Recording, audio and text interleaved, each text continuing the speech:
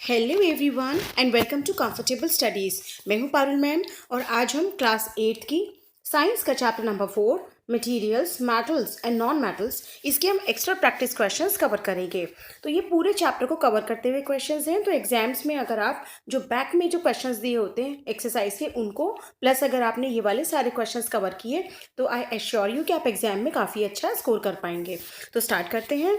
How can metals be distinguished from non metals? Metals को non metal से कैसे अलग किया जा सकता है, कैसे हम उसको अलग डिस्टिंग्विश कर सकते हैं? तो metals can be distinguished from non metals on the basis of their physical and chemical properties. उनकी जो फिजिकल प्रॉपर्टीज़ होती हैं कुछ और कुछ केमिकल प्रॉपर्टीज़ होती हैं, इसको टेस्ट करने के बाद वी कैन आइडेंटिफाई कि which one is metal and which one is non metal. Okay, we come to the next question. What is malleability? Malleability, the property of metals by which they can be beaten into thin sheets, is called malleability। तो हम लोगों ने aluminium foil देखी है जो कि बहुत thin sheet होती है एल्यूमिनियम की, जो बहुत छोटे से टुकड़े से उसको क्रश करके, मतलब उसको स्मैश करके उसको बना दिया जाता है एक शीट की फॉर्म में। इसी तरीके से हमने जो स्वीट्स यानी मिठाइयाँ जो होती हैं उसके ऊपर हमने सिल्वर फॉइल देखी है, शाइनिंग सिल्वर की एक फॉइल चिपका दी जाती है जिससे कि उसकी सुंदरता और टेस्ट में एनहेंसमेंट हो जाता है। तो ये वाला जो प्रोसेस होता है थिन शीट्स में बदलने का मेटल्स को is called malleability. This is the physical property of metals. Metal की जो फिजिकल प्रॉपर्टीज हैं, 4-5 मेटल्स की फिजिकल प्रॉपर्टीज हैं, उनमें से एक है malleability. Example iron, aluminium, copper, इन सबको हम थिन शीट्स में कन्वर्ट कर सकते हैं। Next question is, do non metals have the property of malleability? अभी हमने मेटल्स का पढ़ा था, तो क्या नॉन मेटल्स भी मेलिएबिलिटी का प्रॉपर्टी रखते हैं? तो non metals do not have the property of malleability. ये ब्रेक हो जाते हैं, अगर इनको चोट दी जाती है तो ये ब्रेक हो जाते हैं, ये थिन शीट में कन्वर्ट नहीं किए जा सकते। Example is coal, cement etcetera.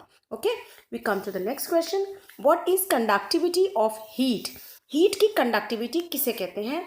जैसे कि हम अगर कोई बर्तन, खाली पैन या कुछ भी हम गैस पे अगर रखते हैं तो हम थोड़ी देर में देखते हैं कि उसका हैंडल जो होता है वो भी गर्म होने लगता है। या अगर हम एक स्पून को फ्लेम के आगे रखें तो पहले तो वो आगे से गर्म होगी, लेकिन धीरे धीरे वो पीछे से भी गर्म होने लगती है जहाँ से हमने उसको होल्ड किया होता है। ये क्यों होता है कि जो हीट है वो ट्रांसफ़र हो रही है आगे के पोर्शन से पीछे, यानी कि हॉट बॉडी से कोल्ड बॉडी की तरफ वो चल रही है। तो इसको हम कैसे डिफाइन करेंगे? Conductivity of heat means the transfer of heat energy from hot body to a cold body due to direct contact। वो एक दूसरे के कांटेक्ट में है तो उसमें इस वजह से वो हीट जो है वो ट्रांसफ़र हो रही है। Heat energy is transferring from hot body to cold body. This process is called conductivity of heat. इसको हम थर्मल कंडक्टिविटी भी कहते हैं। Okay, now we come to the next question. What is conductivity of electricity? ये भी बिल्कुल same है। इसमें क्या होता है? The capacity of materials to pass electric current through them is called conductivity of electricity.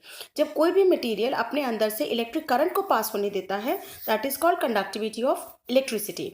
अब जैसे मेटल्स हैं, जैसे लोहा, चांदी, मतलब सिल्वर, अगर इन सबको हम इलेक्ट्रिक करंट पास करते हैं तो बहुत इजीली फ्लो होता है। इसकी कंट्रेरी अगर हम वुड या प्लास्टिक को देखते हैं तो वो इलेक्ट्रिक करंट को फ्लो नहीं होने देते अपने अंदर से, तो वो कंडक्टिविटी को नहीं शो करते हैं। Okay, next question. What are good conductors and poor?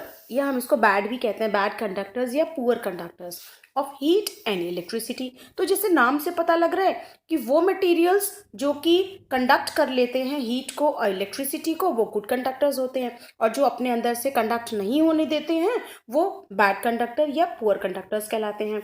तो कैसे लिखेंगे? Metals like copper, iron, silver etceteras are good conductors, whereas non-metals like plastic, wood, rubber etc. are poor conductors। इसलिए जब हम कोई इलेक्ट्रिसिटी का काम करते हैं जो लोग, उनको कहा जाता है कि रबर की स्लीपर्स पहन के रखें पैरों में ताकि उसको करंट ना लगे। Okay, next question. Why the handles of cooking pans are made by plastic और वुड?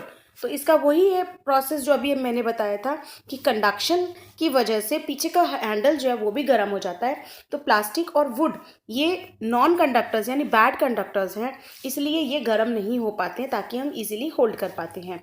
तो आंसर देखेंगे, Plastic or wood are poor conductors of heat, so prevents the handle from getting heated and allows us to hold it easily. Okay.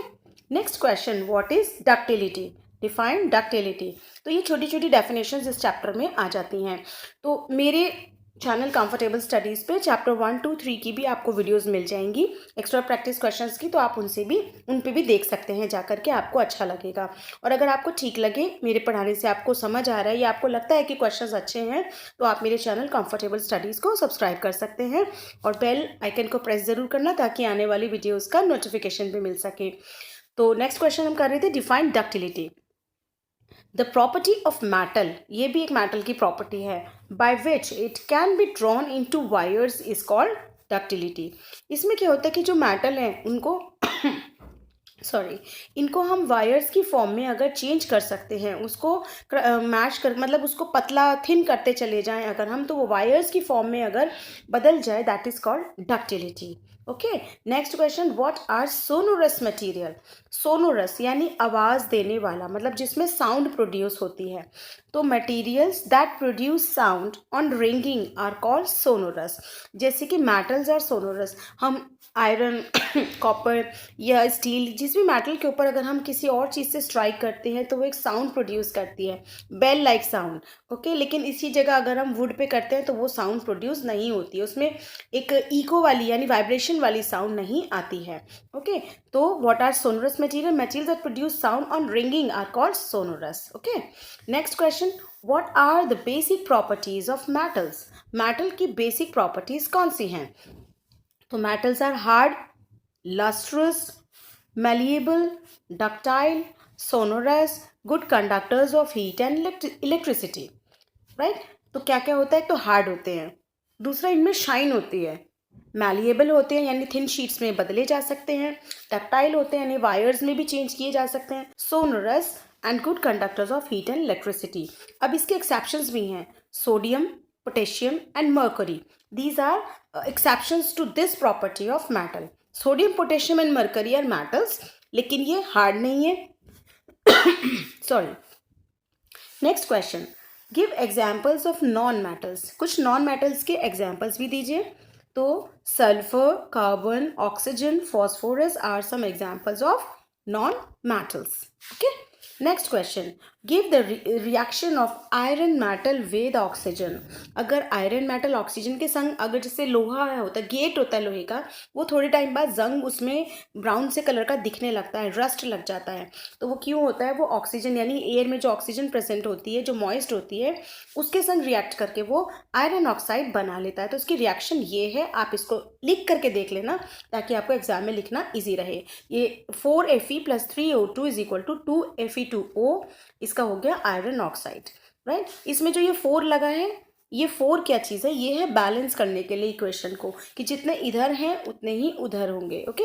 ये जो = के इधर है, तो ये बैलेंसिंग इक्वेशन है. तो ये हम नेक्स्ट चैप्टर में पढ़ेंगे. Next question is, give the reaction of magnesium with oxygen. अभी हमने आयरन मेटल का पढ़ा था, now we come to the magnesium. तो 2Mg + O2 = 2MgO, ये मैग्नीशियम ऑक्साइड बना लेता है. Next is reaction of copper with oxygen. तो इसमें क्या होगा, 2Cu + O2 = 2CuO यानी कॉपर ऑक्साइड. ओके. ये रिएक्शंस आप लिख के देख लेना, एग्जाम में आ जाती हैं. Next, what are the uses of metals. Metals के क्या यूजेस हैं. Metals are used in making machinery, automobiles, satellites, industrial equipments, utensils, furnitures, decorative items, etc. Metals का हर जगह यूज़ होता है. आप अपने घर में भी देखेंगे तो बहुत सारी चीज़ें आप नोटिस करना अपने घर में कहाँ कहाँ पर है. जैसे डोर्स के हैंडल होते हैं, या बहुत सारे बर्तन, यूटेंसिल्स हमारे घरों में होते हैं. बहुत सारी चीज़ें ऐसी होती हैं जो कि मेटल से बनी होती हैं. Next, what are the uses of non metals. Non metal के यूजेस क्या हैं. तो all living beings inhale during breathing. तो ब्रीदिंग में हम जो नॉन मेटल्स हैं, जो गैसेस के फॉर्म में हैं, उनको हम अपने अंदर बॉडी के लेते हैं. हम ही नहीं, और भी जितने लिविंग बींग्स हैं वो लेते हैं. Next is used in fertilizers. Fertilizers बनाने में काम में लिए जाते हैं. Used in making crackers and used in water purification process. इसके अलावा भी बहुत सारे पॉइंट्स हैं जो कि नॉन मेटल के यूजेस हैं, लेकिन हमने यहाँ पे कुछ इंपॉर्टेंट पॉइंट्स ले लिए हैं, सो ये आपके लिए काफ़ी इंपॉर्टेंट रहेंगे। ओके, आई होप आपको मेरे पढ़ाने से अच्छा लगा होगा। तो मेरे चैनल कंफर्टेबल स्टडीज़ को आप सब्सक्राइब कर लेना और मुझे कमेंट में लिख के बताना आपको कैसा लगा। Okay, so happy learning, bye bye.